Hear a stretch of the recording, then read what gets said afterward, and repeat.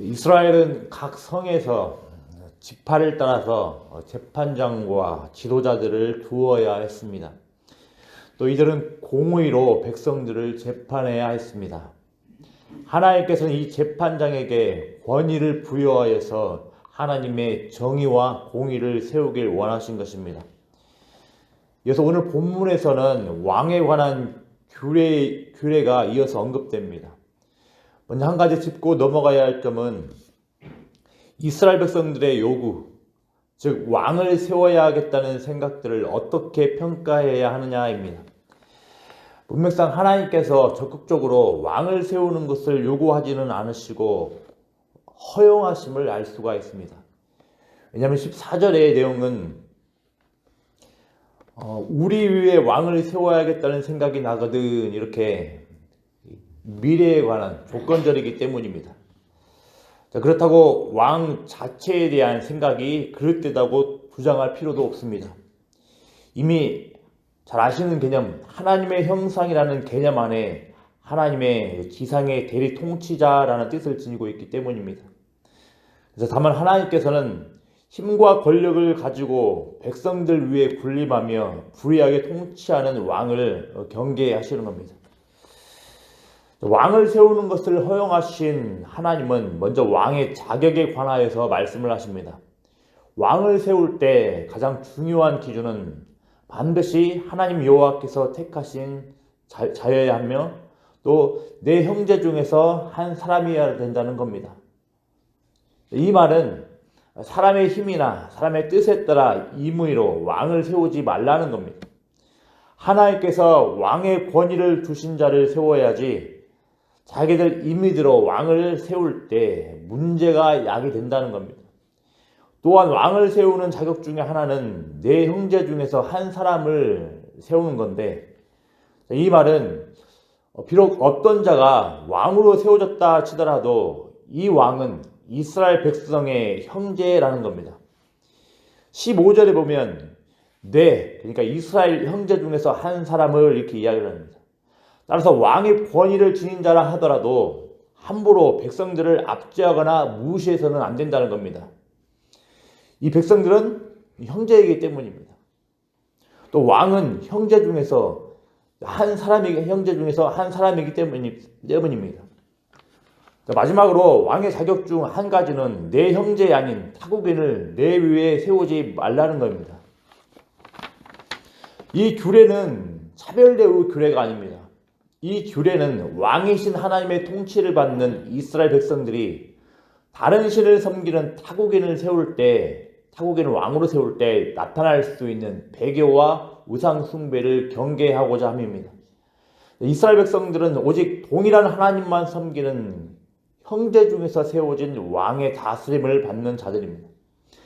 이렇듯 다른 이방 나라들과 달리 하나님 나라의 왕의 자격은 확연히 다릅니다. 그렇다면 왕 같은 제사장이라 하는 교회 안에서의 생활도 세상의 방식과는 구별된 모습을 보여야 합니다. 특정한 지위와 위치에 있는 자들이 똑같이 하나님의 백성으로 부름받은 성도들을 무시해서는 안 된다는 겁니다.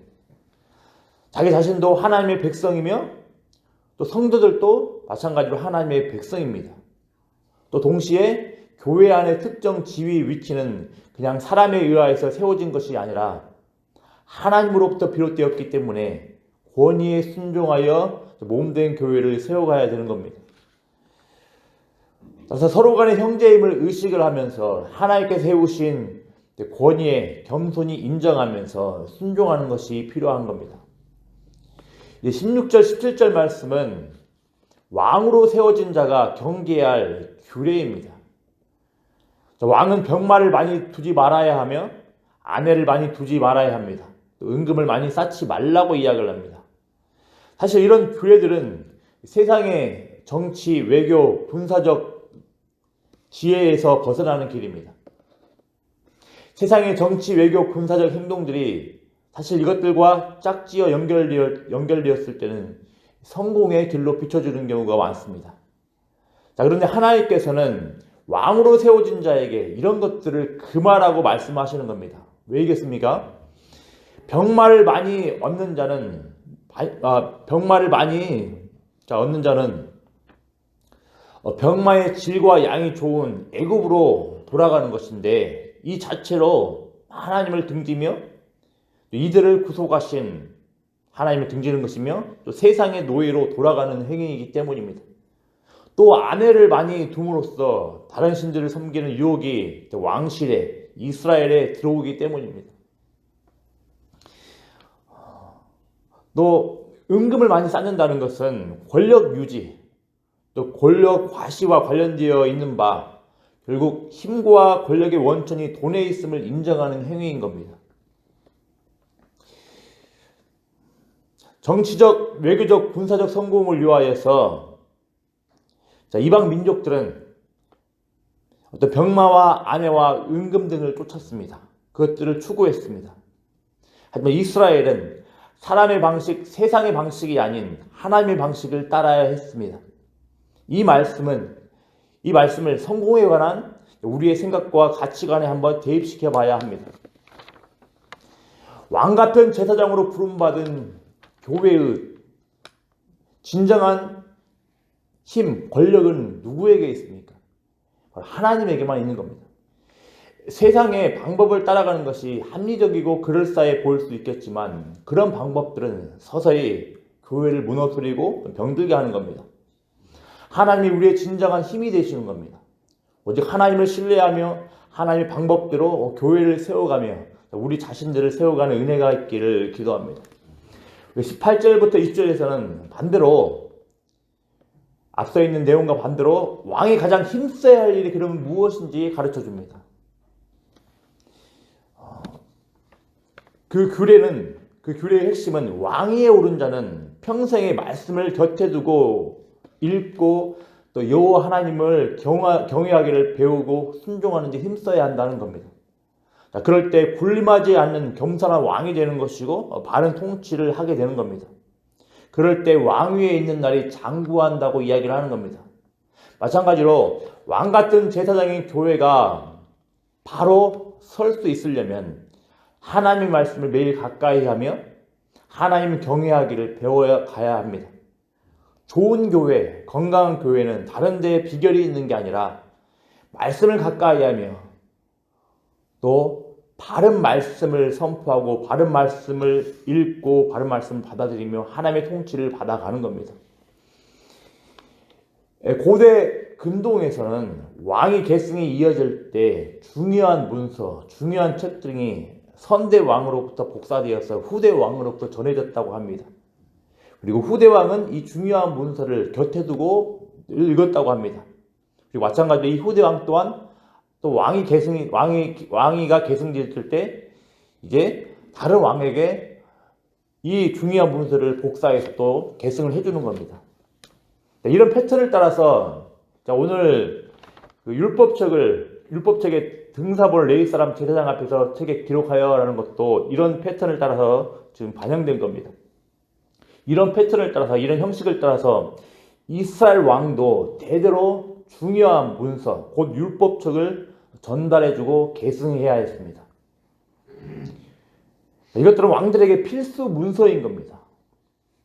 왕같은 제사장인 우리들에게도 바로 이런 필수 문서가 있는데, 그것이 무엇이겠습니까? 바로 성경입니다.